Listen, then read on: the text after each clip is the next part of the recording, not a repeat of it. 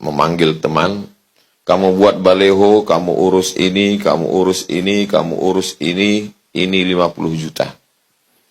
Pernah ketemu dengan Pak Anies Baswedan? Tidak. Ada hubungan pribadi personal? Tidak.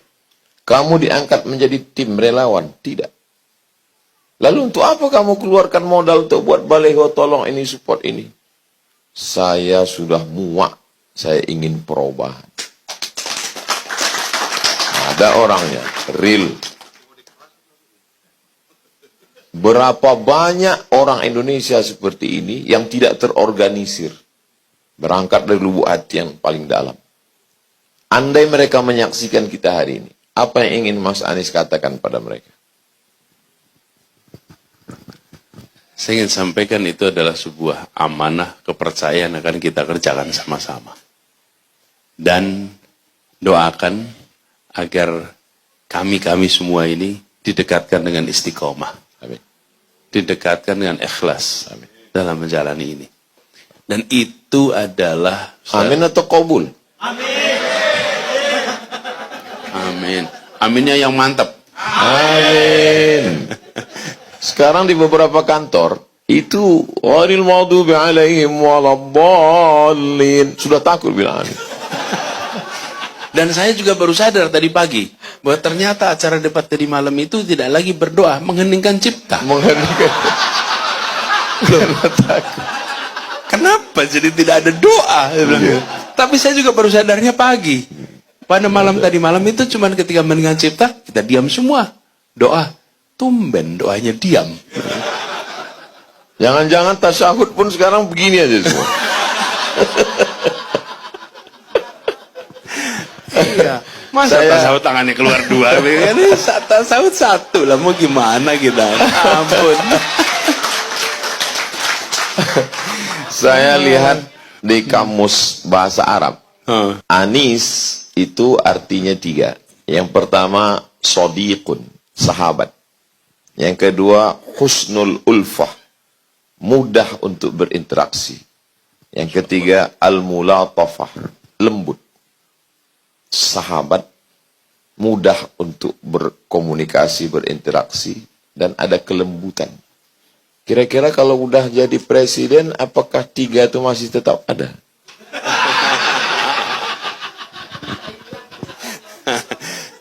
Gini insya Allah. Kalau kemarin ada, insya Allah besok ada. Yang sulit itu mewujudkan yang belum ada dan mengada-ngada. Itu dia. Ya, betul. Itu yang paling susah. Apalagi kalau diadakan untuk menutupi. Menutupi yang tak ada. Ya.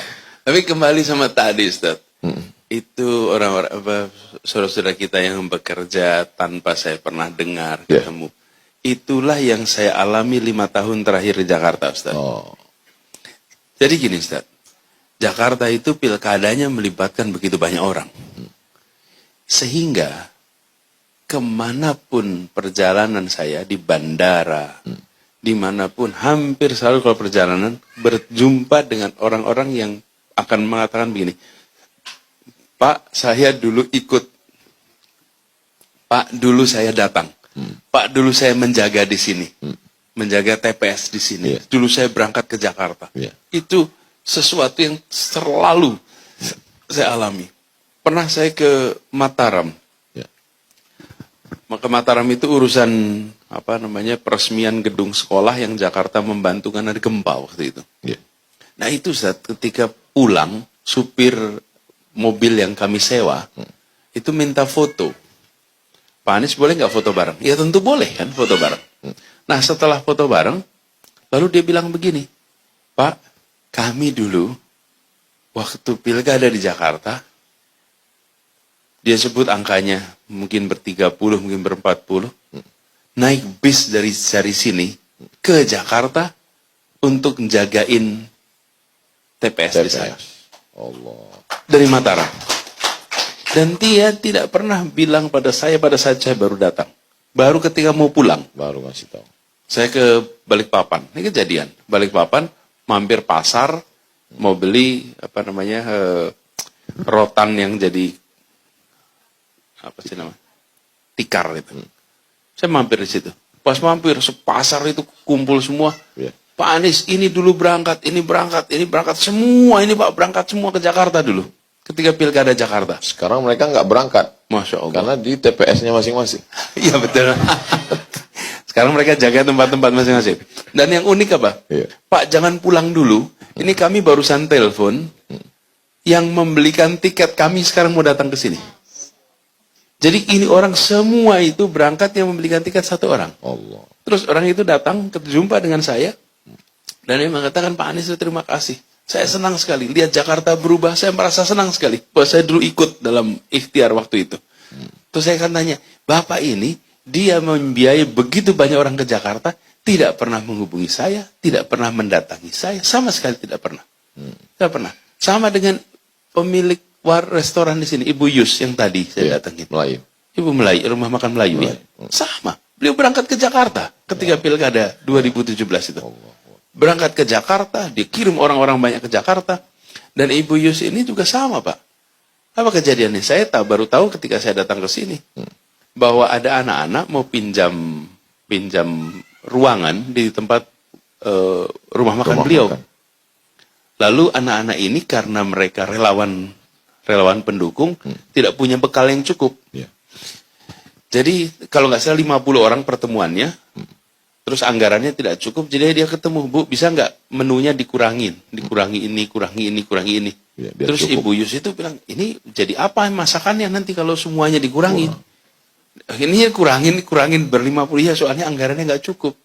Terus Ibu Yus tanya, ini pertemuan apa? Oh, ini kami relawan Anies, Bu. Relawan Anies, udah bikin di sini aja, makanan dari saya. Allah. Jadi dia masakin di situ semua. Sesudah itu dia pesan, siapapun relawan Anies yang bikin acara apapun, pakai rumah makan saya. Allah. Dan sampai sekarang. Dan ketika datang itu, saya pernah waktu datang ke sini, awal tahun ya datang ke sini. Restoran itu semua diundang makan sama beliau. Jadi kalau ada relawan kumpul, ini Ustaz, begini itu banyak sekali. Tadi Ustaz. siang saya WA ponakan saya. Gimana Umi udah dibawa makan tempat Melayu, saya bilang. Nggak bisa, karena semua relawan Pak Anies. Semua relawan Anies. Jadi, itu, Ibu Yus itu. Jadi, ini apa ya, kami merasa ini sebagai sebuah kepercayaan. Memang ingin perubahan. Ya. Ingin kita melihat Indonesia yang lebih baik. Ya. Dan itu yang membuat kami itu makin semangat, Ustaz.